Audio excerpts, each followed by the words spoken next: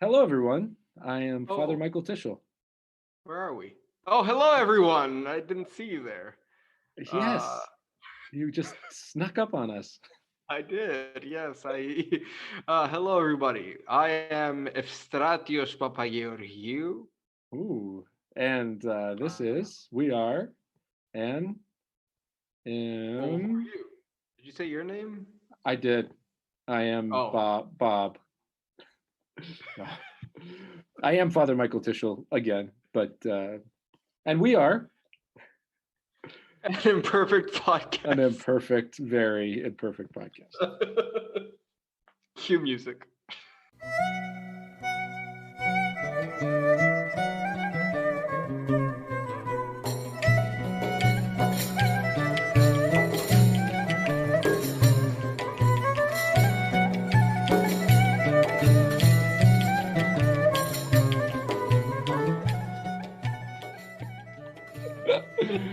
Beautiful, beautiful. Ah, well, that felt good, Strati. That was. It's been a little while, I think, In a huh? little while. I didn't realize how long it's actually been, but Yeah. yeah. Well, here we are. I mean, time and space. What do they even mean? Nothing with Zoom. Yeah. Zoom and COVID and everything. It just feels like we're in a time and space warp. Yeah, it's weird because I didn't know what Zoom was until COVID happened. So I always theorized that it might have been like a conspiracy by the company to Right. that to get their name out. Oh yeah. I mean, that would be a great business plan. Let's just spread this worldwide virus and make people dependent on us for months to come. And we're going to get filthy rich. And Right, who cares about the ethical implications of it? right. So anyway, what are we talking about today? Yeah. Well, I mean, I think the big news is that both of our respective families, your Yeah. sister and my family, Yep. have recently come into some Money. some money in the form of kittens, and in your sister's case, I believe it was an intentional purchase or acquisition. Yep. In our case, it was talked about prior to coming across this kitten that we would maybe get a dog or a cat, or kind of starting with maybe like a fish or something, um, just to keep it simple. And then one day we were outside of the church at nighttime and heard this little squeaky, kind of Yeah. squawky crying sound, and we found this little kitten in the bushes, and we kind of adopted her, and so now we have a kitten. And we were talking before the episode about animals, and you've talked about how maybe you're turning into a little bit of a dog lover, I don't know about perhaps. lover. Let's not go with Let's lover, All right, but all right. You're open to the I'm open to it. Yeah. possibility of having a Yeah. long-term relationship with whatever you want to Yeah. say. Yeah. Right. Whatever you want to So call it. yeah. Yeah. So this sparked sort of the thought or the idea of talking about animals, our relationship with animals individually, as humans in general, and then kind of weaving that all into how we view animals, kind of from a faith perspective as well. Yeah. So that's it. Well, yeah, and I think it's an interesting topic. I don't want to speak for him, but I remember back like 2003, 4. My dad once spoke to the Goya, or the youth group at the parish, about that very topic, and kind of said that about whether or not animals go to heaven, and he said your pet or whatever, and he said yes, because heaven is a happy sort of place, a place of joy, and you're. And of course, I'm speaking out of a memory that's when I was Right. like 13 or something. Sure. But and I don't think the topic ever really came up again. Maybe here or there, but there's no real position, or is there a real position by the church? I think there is. No. I'm not aware of one way or the other, and but I've always heard of people asking that question at different Right. camps that I've been a part of and elsewhere, Yeah. and honestly, the question kind of frustrated me. Really? Yeah, it did. Back when I would hear it prior to having a kitten, I I just thought, like, what is going on here? Like, Yeah, who who cares? cares? Right. Who cares if animals are in heaven or not? I mean, what's the big deal? And I guess now I'm realizing that people really develop very close relationships with animals, and I mean, you could call it a relationship, you could call it an attachment, you could call it whatever, and whether you call it healthy or unhealthy, that's up for debate. But one way or the other, animals, I think certainly in present times, but probably kind of in times past as well. Yeah. I mean, I mean, certainly in agrarian societies, they served Yeah. and continue to serve humans in a very sort of loyal and faithful way. And Yeah. so all that to say that, I guess the question behind the question, in some senses, is you know similar to how we ask, like, how do we know if we're going to heaven or our loved ones. It's kind of, I think it gets at this deeper question of, is this experience of love and of union and of communion that I have with this other person Yeah. going to last, or is it going to end at death? Yeah.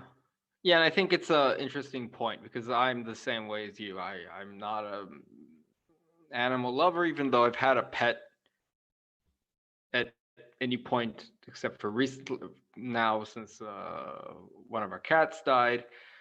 My whole life, I've always had a pet because my mother loves animals, and subsequently my sister loves animals. I had a pet always, and I never really felt a great attachment to them. Having said that, I know people do, and not in a not necessarily in a weird and unhealthy way. Like, I think that it's true. Like, modern society has gotten really weird with pets. Like, they're Yeah. people. They're Yeah. they're like I don't know. They're another human almost, but in like an animal form. Yep. And when they and then you see couples, they don't have children, they just have a pet, they have a Sure. dog in the place of a child, Sure. and they treat it and they dress it up and they have it like it's their little baby human. Right. And that, I don't think that's quite what God intended. I don't think. Actually, it's really, really funny because I listened to Athanasios of Limassol talk about this. He called these things arostimena. These are sick. These things are sick. Sorry to everybody out there, but no, I mean, that's how I kind of always felt. I was just like, I would see people like walking their dogs, and the question would be like, come to my mind of like, who's walking who here? Like, right. There was like, a great yeah. There was a great movie where dogs were actually from an alien planet and they were using humanity to be their servants, essentially. And that's literally what happened. We serve them to some extent. But I really do think, having said all that, and everybody thinks I hate animals, I really do think I have a renewed sort of appreciation for the whole thing. How'd that come about? Well, I've come to know, generally speaking. Yeah. What? I was just saying, generally speaking, how'd that Yeah, generally speaking, I've come into contact with people who are very healthy, lived on farms, lived in a more agrarian lifestyle, but still have an affection for animals, Yeah. not just in the, oh, these are tools for Right. life, for Right. living, Sure. but they saw the pet as a, okay, it's not a person, it's not a human, but it has its own little personality, Sure. and it has its own little life. As Yeah. simple and as humble as it is, it has a life, and it kind of like us to a lesser extent, wants to be happy. Yep. Not lesser extent. It doesn't intellectually understand all these things. It just knows good, bad. I don't feel good. I feel good. Yep. Yep. Um, yeah. So that's how it came about for me. For you, I guess it's.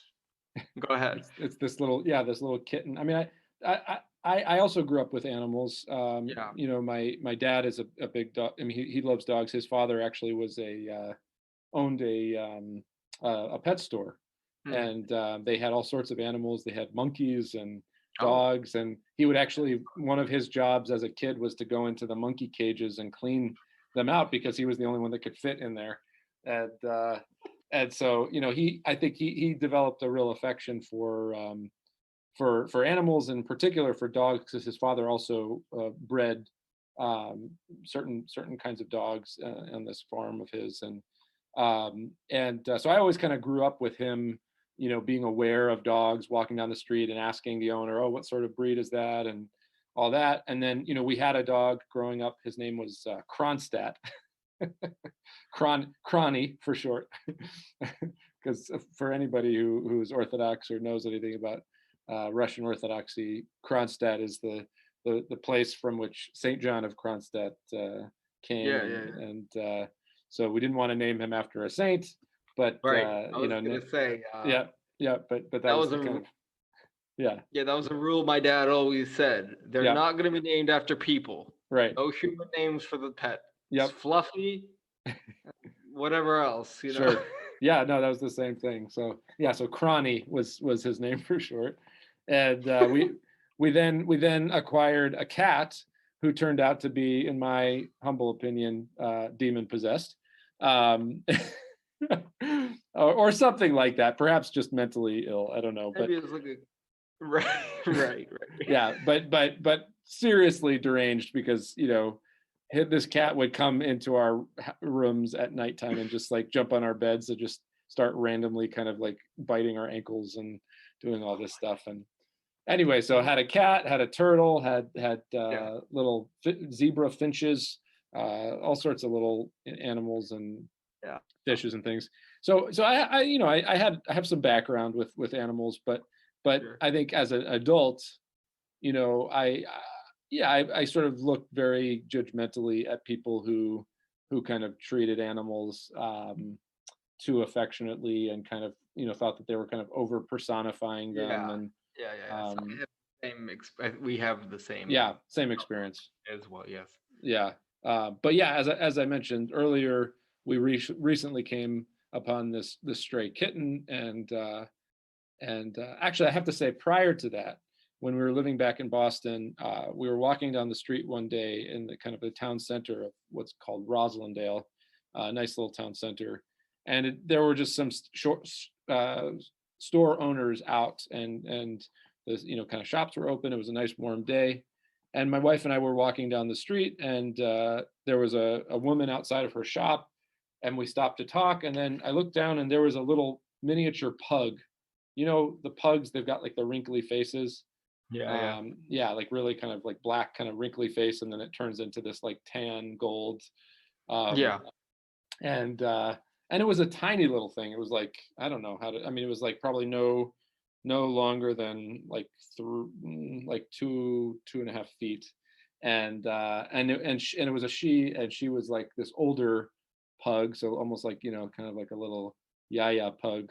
And she was just kind of just like chilling there by the side of the road, and you know, wasn't moving very quickly, just very kind of like, you know, and just full of wrinkles. And I just had this very deep connection with this yaya pug, and I just couldn't stop, like, just like hanging out with it and like petting it. And she was just so gentle and like they had this very sensitive kind of, now people are going to think I'm some like weird, but I mean, it is what it is. I can't deny the, Fine.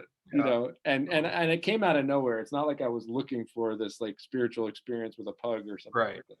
No, nor do I really think it was a spiritual You experience, but right. it was a very profound, I think, Yeah, it was right. emotional encounter with this beautiful little creature, and Right. and then this kitten came about, and I think kind of similar sort of feeling, and it's like, yeah, so it's, you sort of have this, yeah, you yeah, I mean, that's, I don't I know. think yeah, I don't know either. I mean, I think it's a mystery probably, I guess, what happens to them after their death.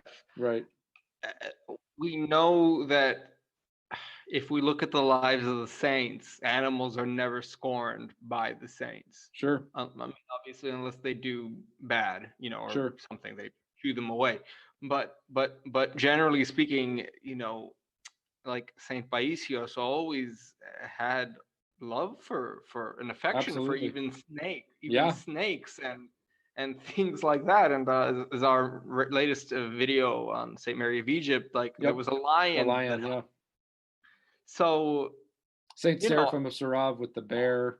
Yeah. right right. Yeah. There's a great story with Saint Paisios who there was like a box of they're called Turkish delights in English, Mm-hmm. and lukumaz in Greek, Yeah. and and they were, I think this is how it goes. I heard it the other day. The ants had gone into it, and he told them, "Hey, that's not for you." And the ants all Left. moved away, right? Nice. Like, and he gave them one piece or something like that, and they went to the one, something like that. Yeah. Yeah. And other things too. A story where a man this visitor, a pilgrim to Mount Athos, he went to go see the elder, and on the way he killed the snake. And when he went to see the elder said to him, like, he looked very upset, very upset and like angry with this person, and the pilgrim was like, "Father, what's the matter?" And he goes, "You killed my friend." He goes, I didn't kill anyone." And he goes, and then he explained to him the snake. Yeah. So they're clearly to be loved. Right. Right. But as Isaac the Syrian says, when you love God, truly you love everything. Sure. Sure. But I don't think, you'd have the same love for a mountain or for a rock that you'd have for a living creature Right. like that. Sure. Yeah. This is not a topic I think much about. So No, me all this neither. is kind of It's new. It's a very fresh. But that's the thing is, it's like when you have these kind of experiences yeah. that are kind of pre-rational, they kind of come before your you're wrestling with them intellectually or whatever. It makes it that much more interesting, because there's a, Right. especially if they're kind of in tension with how you've thought about things before. It's like, Sure. And but I mean, I think there's a, yeah, I think there's a subtle anxiety in trying to reconcile that question, maybe as far as like, where will they be, like, will they be with us when when we die, or when they die? Do they go to heaven, or do animals have souls, or whatever is Right. just, it's kind of, I think it's just trying to come to terms with the profundity of God's creation through these creatures, that while they're not humans, there's something very, alive, living, and profound about them, and so, something very deep about them, and so it's not to say, and I think it calls into question really our whole approach to the spiritual life in general, because as you said, this whole notion of like, if you love God, then you're going to love everything correctly, right? And so in many ways, I think it reminds us, I think, that in focusing on God and our love for God, it really allows us to kind of incorporate the world into that love, and it's not a world denying love. I mean, we deny the world, quote unquote, which includes the passions and the sinful, fallen kind of behaviors and ways of being in the world. But God created the physical world. I mean, God created the animals. You know, God created and created the world and us in it to be in harmony, not only with God but also with one another. And you know, so there is this kind of, I think, you know, dynamic of creation, of the restoration of creation. You know, that part of our notion of heaven is not necessarily this kind of, you know, sort of removed place that's sort of detached from everything else, where we're just going to be one-on-one with God and like our soul or something like that. It's a mystery. I mean, it's it's a mystery. And I think we're supposed to deny the spirit of the world, right, which is essentially the devil's, you know, sort of vision of what reality or what our world should be. And that takes on many different forms of whatever it, you know, but we're not supposed to love the world in the way that the devil wants the world to be, huh? We're supposed to, it's almost like a I don't want to call it irrational love that we're supposed to have. I don't want to call it irrational because I don't think irrational is a good sounding word, but it's almost like just a love for it beyond the understanding of my human rationale. You know, and I think that's what the saints experience. They love, they don't even comprehend, you know, I mean, it's why we're supposed to love our enemies, right? So why should I love someone who wants to kill me or the ones I love?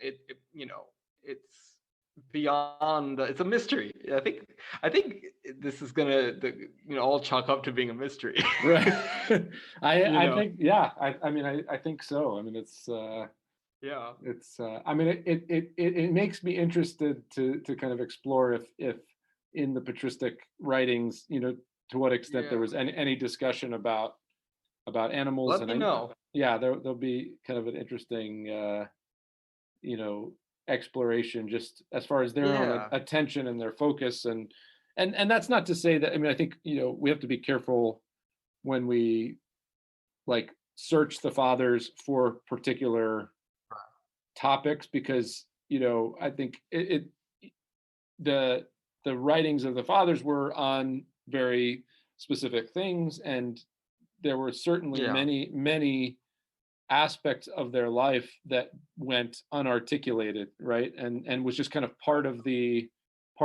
fabric of, you know, what was passed down from one generation to the next in a very lived and very kind of you know, experiential kind of way. So it could have, in other words, it could have been, go ahead. No, they wrote about the things that were happening in their time, the topics that preoccupied the world that they lived around them, and then overall theological topics. Right. Yeah, I don't know if people were really concerned with whether or not. I mean, maybe they were. I have no idea. I haven't read. Right. I haven't read enough to have. I don't know if this is like a modern kind of preoccupation.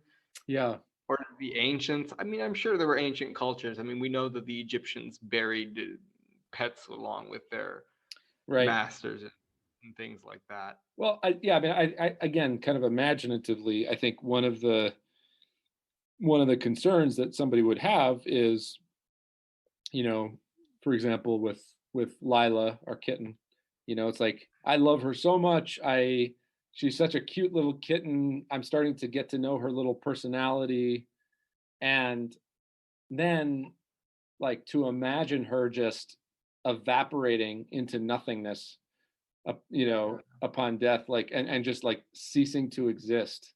Like, could that be possible? Like, could it be possible that this beautiful little creature created by God is I, nothing more than just, you know, kind of a mass of, you know. right. I've had the same thought recently, actually, about this dog named Chef, and he is a, you know, he's a little person. I mean, he's a little, you know, he has a personality, and he Sure. has feelings, and he has, you know, and I thought about, you know, how I was being told that, like, well, can't take him from here because he's so happy here. He's free to do what he wants. And if he went into like a city, a place where he's sort of confined, he'd be unhappy. Hmm. And that's so true for us too. You know, depending on where we live, we're happy or not happy, depending. Of course, we're maybe a little more adaptable possibly than they are because whatever. But Yeah. you know, that, you know, that struck me. I kind of, I didn't go too deeply, but I did think about that too. You know, like, what, they're just, they're here and then they're not really a, you know, because I think a soul is what gives something its life, isn't it? Yeah. Yeah. That's how I think about it anyway. I don't know. Sure. You know, maybe not the God inspired part of what makes them, you know, like God breathed into us. Right. That's why we are what we are. Sure. So maybe, not maybe, but definitely they have not been breathed into the way we have Yep. to give us. But then, you know, it's like if only we had a machine to meter, like, you know, like, I know. I don't even know what to call it. I don't want to call it sentience, although that's kind of what it is. Yeah. Yeah. Yeah. Kind of a rational versus Yeah. irrational soul, Yeah. or yeah. Yeah. Yeah. It's Which on some level they are rational. I mean, they know what pain means. right. They can't think rationally, of course. They don't think like we think about Right. stuff, but in a way, it is rational that they are hungry, so they eat. They're not totally irrational, like they're hungry but they don't know what to do. They just sort of starve to death. Yeah. I don't know. That's just my No, random it's, thoughts about it. but I guess for me there's a tension, or there's a, maybe perhaps a seeming sort of uh dichotomy, or kind of division bet- Mm. between the way that I sometimes perceive theology, and then this very kind of sweet, innocent, you know, encounter with a living creature, you know. And I guess I'm trying to kind of get into the minds and hearts of like what people what causes people to think, ask these kinds of questions, as I also am starting to encounter this myself. And I do think part of it is this kind of sense of like, okay, you have this beautiful but sometimes very lofty theological reflection, and then you have this very like grounded and kind of simple and like almost childlike, you know, affection. And how do Yeah. we, you know, what's the meeting point there, you know. My mind goes back to the lives of the saints, and in the recent video on Saint Mary of Egypt, where the so Zosimas finds Mary dead, her Yeah. body laying in the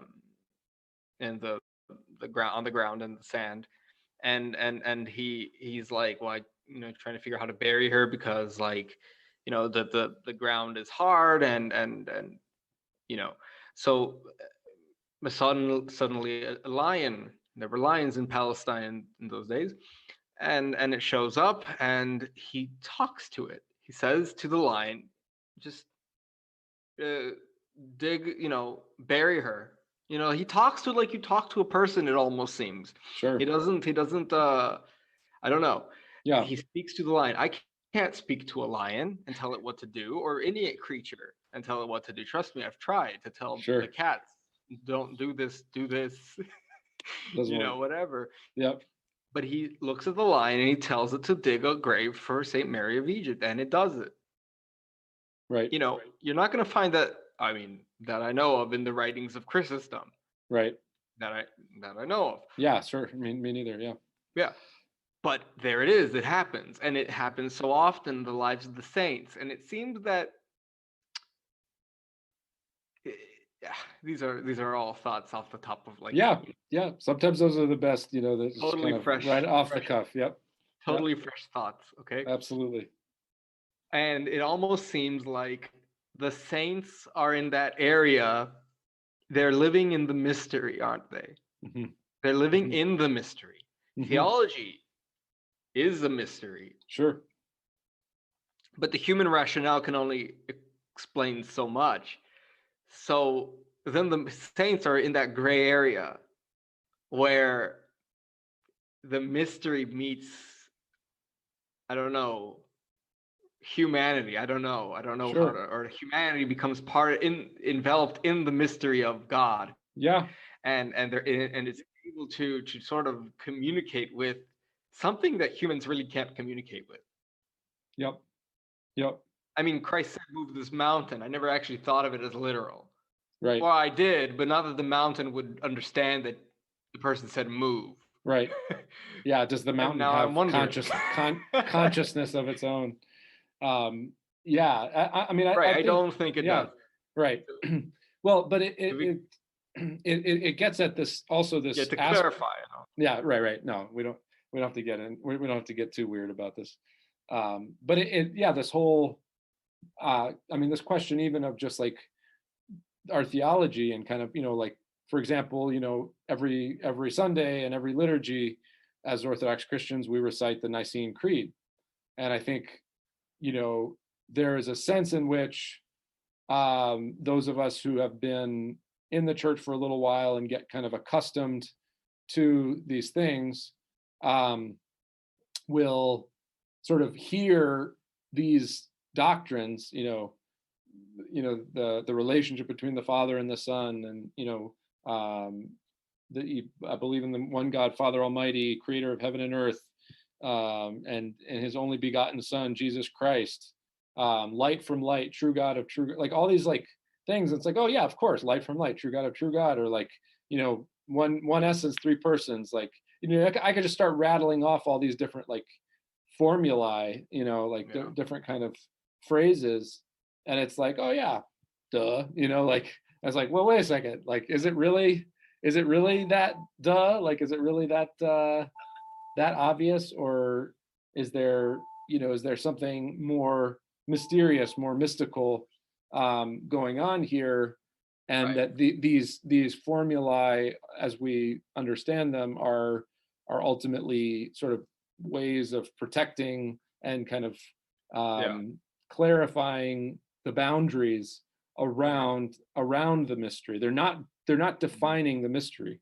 No, they I can't. think the mistake that a lot of people make in thinking about kind of the doctrines and stuff, is that they're sort of these like very kind of rigid like Yeah. definitions, and I think the fathers understood them as I mean they're the life of, and here's another thing, living in the Hmm. West Yeah.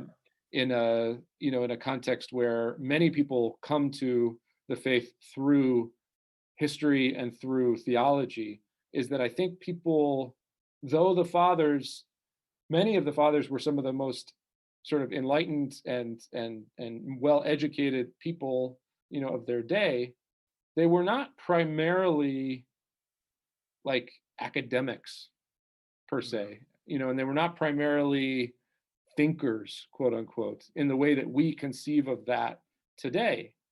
And I think we make a mistake when we sort of like um, talk about the writings of the fathers as if those are sort of their primary fruit. The primary kind of like wealth is that they wrote something, and certainly I'm not by any means denigrating the Patristic. yeah, and our ability to be able to encounter the fathers through their writings, I think, Of course. is central and is essential. But the fact Sure. is that the writings are sort of like the tip of the iceberg, and that the primarily hidden life of the saints and fathers of the church is what sort of made those writings so enduring and so Yeah. timeless. I completely agree. I think, and something I've been realizing more and more is that you need to practice. You need to practice what you're reading. Yeah. And it's something that, honestly, in my life is becoming more clear as I continue to live, as different things change in my life. I'm realizing it. And you're completely right. The fathers and what they're writing, they're not, I think perhaps what you mean to say is that they aren't the writings. Hmm. Right. They are not the writings. Yeah. Chrysostom was a real person, not Right.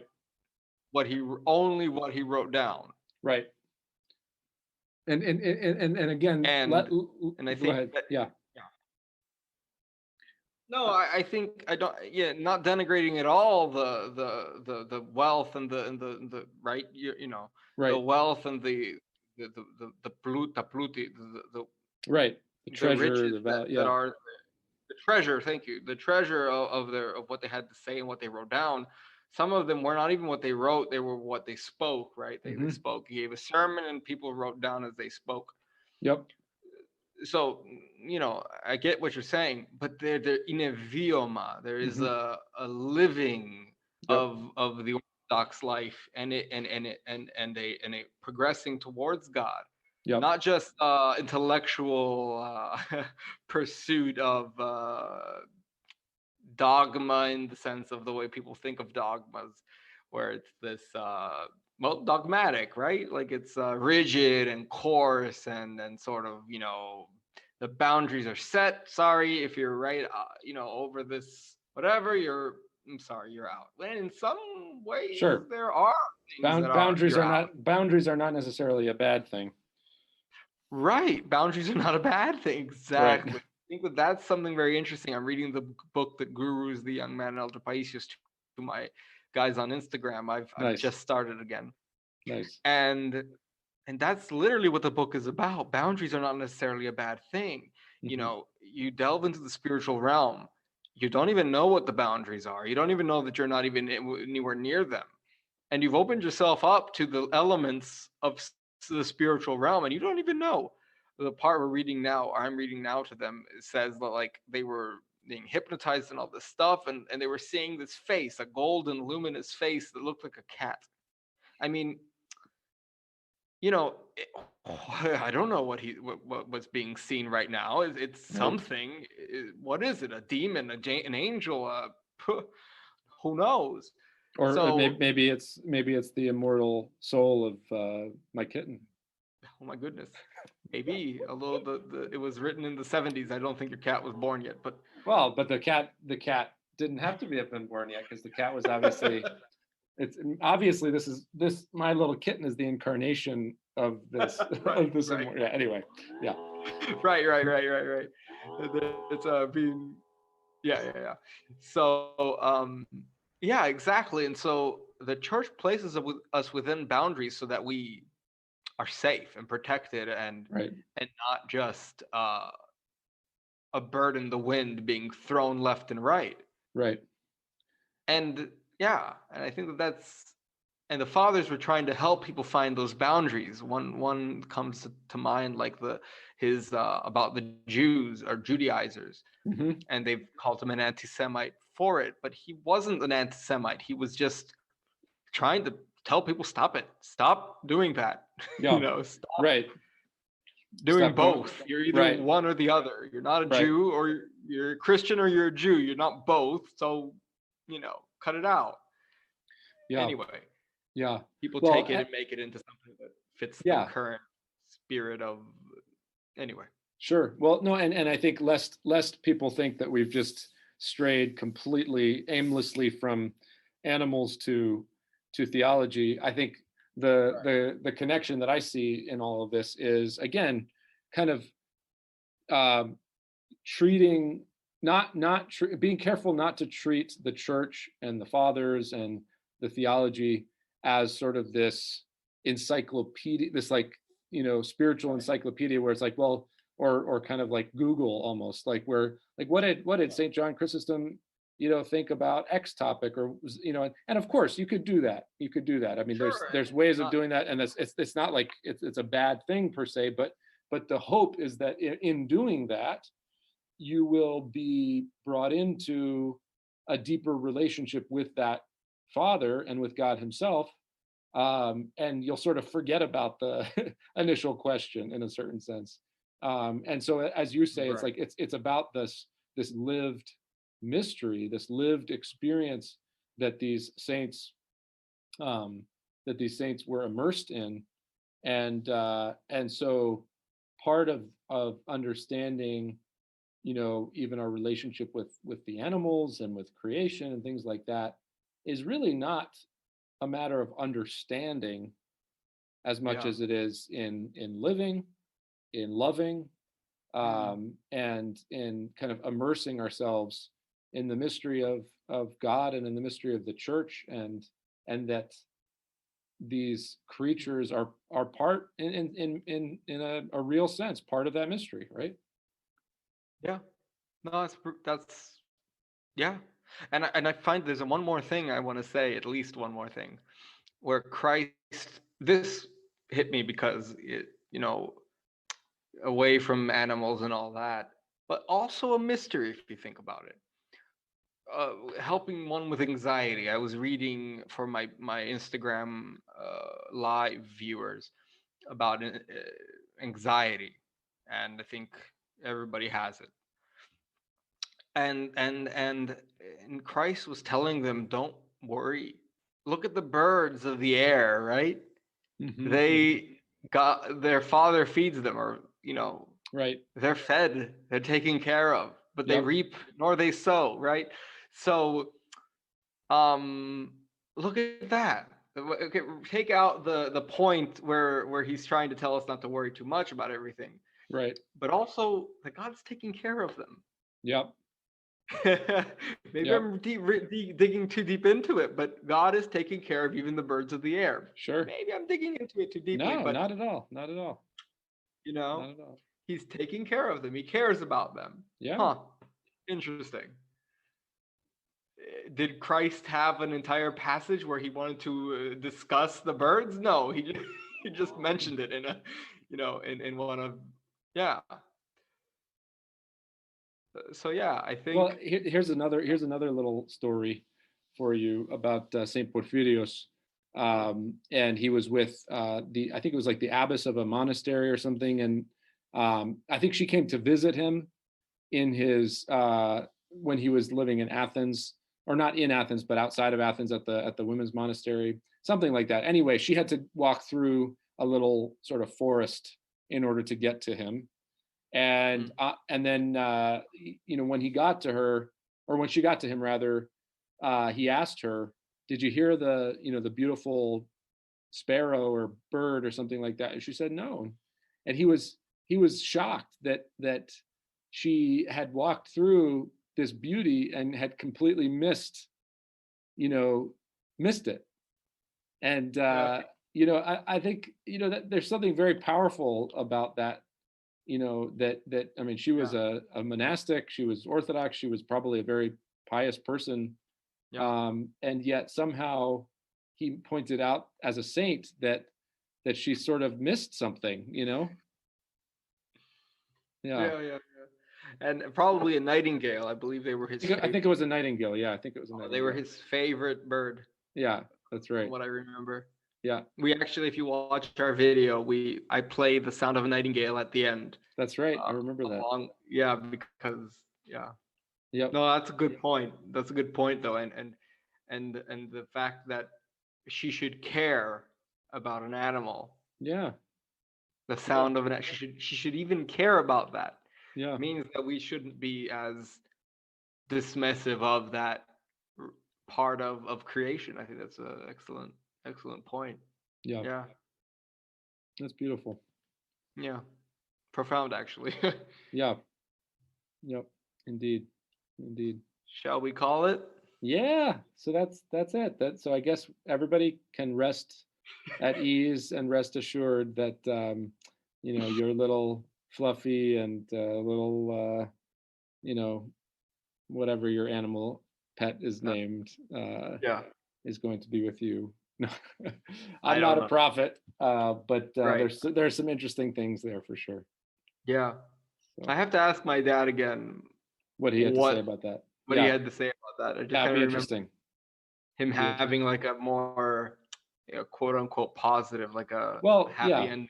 I mean, I don't know. especially in talking to young people, I think it's important Yeah. to emphasize that whatever whatever sort of the notion that heaven is fullness of life, right? Right. And Yeah. so this sense that somehow heaven would be deficient or lacking, Yeah. as far as like not having my animal or not having, whatever the case is. I think we have to assure ourselves, or we can assure ourselves and other people, that whatever love we have for a particular animal, or that heaven will include that and more. Yeah. Yeah. No, that's what he was doing. Yeah. That's what he was saying. Yeah. And oh, I just lost the thought. I had a good thought. Oh, maybe a little Well, I was circle listening around. to, right. I was listening to one of my thoughts was I was listening to Athanasios of Limassol. Obviously, he comes up a lot. Yeah, Uh, yeah, he's great. he is great. And and somebody, this poor woman called. Okay, so he does a radio show. His Metropolis has a radio station, and so he was doing the radio show, and she called in and she was sad. She was, broken, apart, like distraught. Sure. And she goes, "Is my daughter gonna see her father, Hmm. right, in the next life?" And that's a heavy question, but It is. he was like, "Well, she's gonna see Christ." Hmm. And the woman, "Yes, but is she gonna see her father?" And he goes, "Well, sure, but she's gonna see Christ." Yeah. Yeah. What does the rest of it matter? And I thought, Absolutely. wow, what a Yeah. just That's beautiful. kind of like an innocent way of dealing with the whole, like, innocent on his part, in the sense of like, well, sure, she'll, like, he took this very heavy question and turned it into joy almost, Yeah. But poor, I'm not sure she was I think she was happy because she said, sure, yeah, she will see her father, that is. But his emphasis was that she'll see, you know. So, um, Yeah. yeah, Well, I mean and I think that's important. I mean, I hear the saints, and like especially Saint Porphyrios, you know, yeah, oftentimes drawing from the examples of everyday life, whether it's with other people or even with creation or whatever, and sort of taking the feeling of that and applying it to God. Like, for example, saying like, do you see how affectionately a mother speaks to her child and says, oh, my sweet Yanni, or my sweet Nico, and just with that kind of like just devotion and affection, like that's how we can be speaking to Christ, right, do you see how a child, when scared by, a wild animal, or some sort of scary thing, will just automatically run to their mother or father,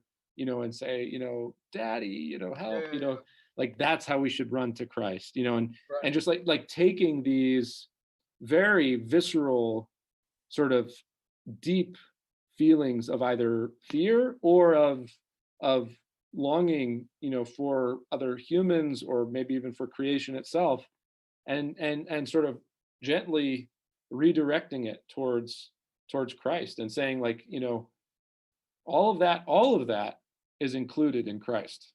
Christ is, and this is a great way to end, I think, because it's the words of Saint Porphyrios, is Christ is everything, Mhm. right?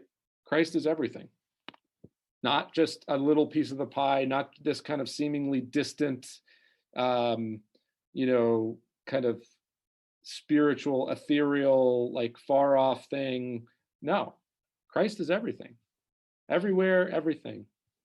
When my grandmother, right before, I don't know if I told this on this podcast, right? And it's something we don't talk about a lot, although I don't have a problem with it. When my grandmother, before she died, she started to shake, and my dad's older brother was there, and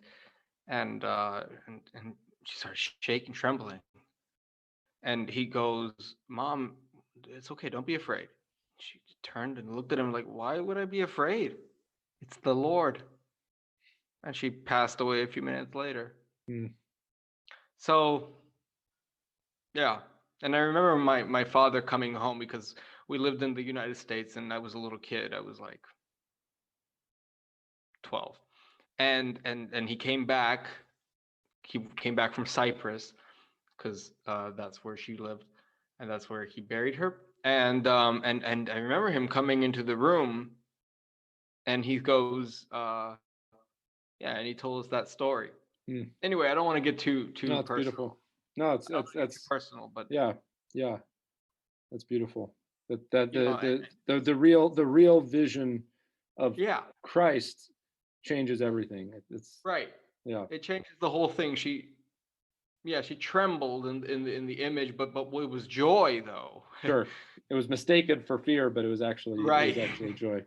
Yeah, that's beautiful. Mistaken for fear, but it was actually joy, and I think that kind of is a good way to end it. Yeah. Oh, amen. That kind of relationship with Christ, where you're so overwhelmed by the light and the love and the vision of Christ that you're literally trembling, is, I think, what we all deeply yearn for.